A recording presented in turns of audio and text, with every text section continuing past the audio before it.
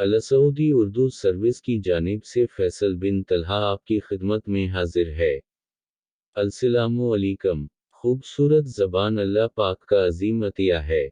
किसी के रंज व गम के खौफ से हज़ार बार सोचना रहमत है। लोगों के इख्तिलाफ को नज़र में रखना एक दानाई है। ए अल्लाह हमें आसान बना दे और हमारी ज़ुबानों को हल्का कर दे, जो सिर्फ खूबसूरत बातें करें। आमीन। खतरा अंदर से है। क्या आप जानते हैं कि 2023 में आइन पाकिस्तान की मंजूरी के 50 साल मुकम्मल हो रहे हैं। ये आइन 10 अप्रैल 1973 को मंजूर हुआ और 14 अगस्त 1973 को नाफिज़ अमल हुआ। गुज़श्ता 50 साल के दौरान इस आइन को 3 मुख्तलिफ मौक़े पर फौजी डिक्टेटरों ने तोड़ा, लेकिन ये आइन तीनों मरतबा बहाल हो गया। 3 मरतबा इस आइन को पार्लियामेंट के बाहर से पामाल किया गया, लेकिन 2023 में आइन पाकिस्तान को पार्लियामेंट के अंदर से खतरा है। 2023 में पाकिस्तान को एक सियासी व मुआशी बुहरान का सामना है। इस बुहरानी सूरत-ए-हाल में रियासत पाकिस्तान को दहशतगर्दों के हमलों ने हिलाकर रख दिया है। इस सूरत-ए-हाल में पाकिस्तान की मुंतखब पार्लियामेंट को उम्मीद और रोशनी की अलामत बनना चाहा था, लेकिन अफसोस कि ये आईनी इदारा भी सियासतदानों के लिए खेल तमाशा बन गया है। इस खेल तमाशे का आगाज़ 2022 में हुआ था, जब वज़ीर आज़म इमरान खान के खिलाफ एक तहरीक अदम इतिमाद लाई गई। इमरान खान ने तहरीक अदम इतिमाद का मुकाबला करने के लिए गैर आईनी हथकंडे इस्तेमाल किए। इस वक्त के स्पीकर कौमी असम्बली असद कैसर ने गैर आईनी अमल सेगरीज के लिए अपने ओहदे से इस्तीफ़ा दे दिया और डिप्टी स्पीकर कासिम खान सोरी ने तहरीक अदम इतिमाद पर राय शुमारी कराए बगैर इसे गैर आईनी करार दे दिया, जिसके बाद वज़ीर आज़म इमरान खान ने कौमी असम्बली तहलील कर दी और चंद मिनट के अंदर सदर आरिफ अलवी ने वज़ीर आज़म के अक़दाम की तौसीक़ कर दी। मामला सुप्रीम कोर्ट में चला गया और अदालत ने कासिम खान सोरी की रूलिंग को गैर आईनी करार दे दिया। कौमी असम्बली बहाल हुई तो तहरीक इंसाफ के अरकान ने अपनी रुकनीत से इस्तीफ़ा दे दिया। नए स्पीकर राजा परवेज़ अशरफ ने फौरी तौर पर इस्तीफ़ा कबूल नहीं किए। वो तहरीक इंसाफ को ईवान में वापसी का पैगाम देते रहे। जब तहरीक इंसाफ ने वापसी का इशारा दिया तो स्पीकर साहिब ने इनके इस्तीफ़ा कबूल कर लाए। दूसरी तरफ तहरीक इंसाफ ने पंजाब और खैबर पख्तूनख्वा असम्बलियों को तहलील कर दिया। आइन के तहत दोनों सूबों के गवर्नर साहिबान को सूबाई असम्बलियों के इंतखाबात की तारीख देनी थी, मगर दोनों सूबों के गवर्नर साहिबान ने अब तक तारीख नहीं दी। ये भी सुनने में आ रहा है कि शहबाज शरीफ की मखलूस हुकूमत मौजूदा कौमी असम्बली की मुद्दत में कम अज़ कम 6 माह का इजाफा करना चाहती है। इस असम्बली की मुद्दत अगस्त में पूरी होगी और अक्टूबर 2023 में नया इलेक्शन ज़रूरी है, लेकिन कुछ साहिबान इक़्तिदार मुआशी मसाइल की आड़ में इंतखाबात को 2024 हमज़ा तक मुलतवी करना चाहते हैं, जिसकी आइन में कोई गुंजाइश नहीं। दूसरे अल्फाज में आइन पाकिस्तान को अपनी 50वें सालगिरह के मौका पर फौजी डिक्टेटरों से नहीं बल्कि सियासी व ज़ाती मफादात के असीर सियासतदानों से खतरा है। ये पहलू बड़ा काबिल गौर है कि विफाक या सूबों में इंतखाबात के अलतों से आइन की जिन दफ़ात की खिलाफ वर्जी होगी, इनमें से कुछ दफ़ात 18वीं तरमीम के ज़रिए इस आइन में शामिल की गई थीं। 18वीं तरमीम के ज़रिए आइन की दफ़ा 105 और 224 में कुछ इजाफे किए गए।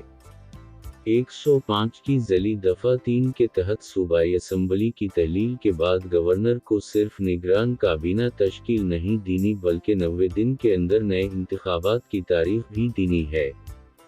दफ़ा 224 में ज़ली दफ़ा 1 भी शामिल की गई, जो कहती है कि विफाक और सूबों में निगरान काबीना में शामिल अरकान के ख़ानदान के अफराद नए इंतखाबात में हिस्सा नहीं ले सकेंगे।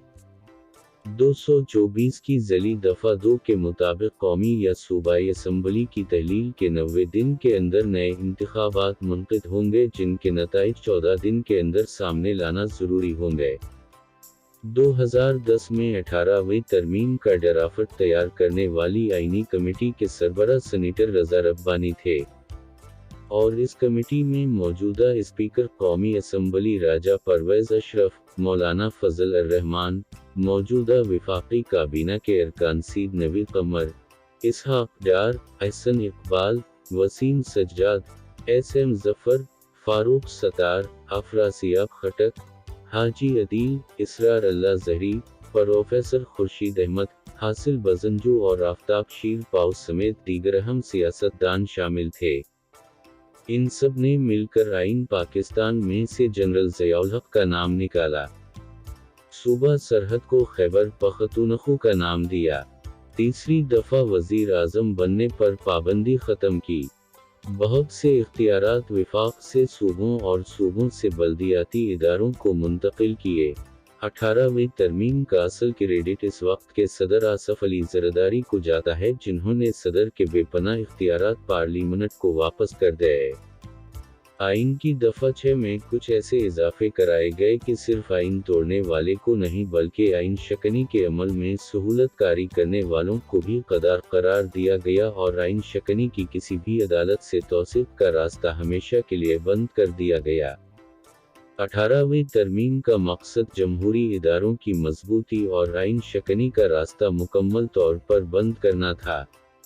साबिक army chief general Qamar Javed Bajwa अक्सर बंद कमरों में 18वीं तरमीम को शेख मुजीब अर्रहमान के 6 निकात से ज़्यादा ख़तरनाक करार दिया करते थे, क्योंकि वो जानते थे कि आइन शकनी की सज़ा मौत है। वो आइन तोड़ने की आरज़ू दिल में लिए रिटायर हो गए।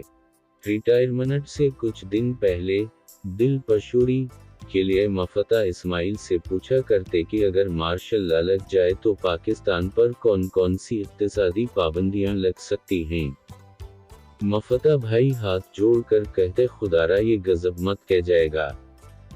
जो काम जनरल बाजवा ना कर सके वही काम अब पार्लियामेंट के अंदर से करने कराने की ख्वाहिशें अब कोई राज नहीं रहीं।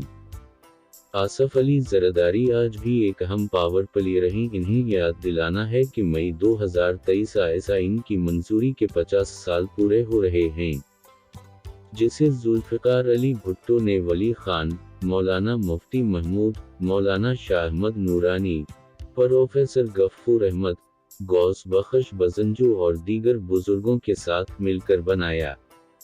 राजा परवेज़ अशरफ इस आइनी कमेटी के रकन थे, जिसने मई 2010 18वीं तरमीम का ड्राफ्ट तैयार किया।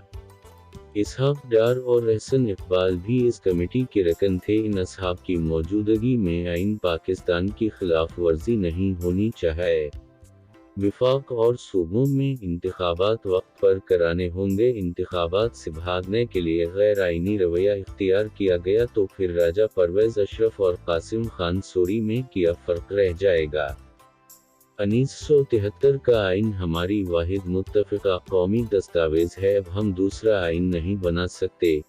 इस आइन का तहफ़्फ़ुज़ पाकिस्तान का तहफ़्फ़ुज़ है। अगर इस पार्लियामेंट ने आइन को तहफ़्फ़ुज़ ना दिया तो फिर ये ज़िम्मेदारी अदलिया और ऐसी और बहुत सी वीडियोज़ के लिए हमारे चैनल को सब्सक्राइब करें और वीडियोज़ को लाइक भी करें। शुक्रिया। अब आपसे अपना फैसल बन तलहा इजाज़त चाहता है। अल्लाह ताला आप सबका हामी व नासिर हो। आमीन। अल्लाह हाफ़िज़।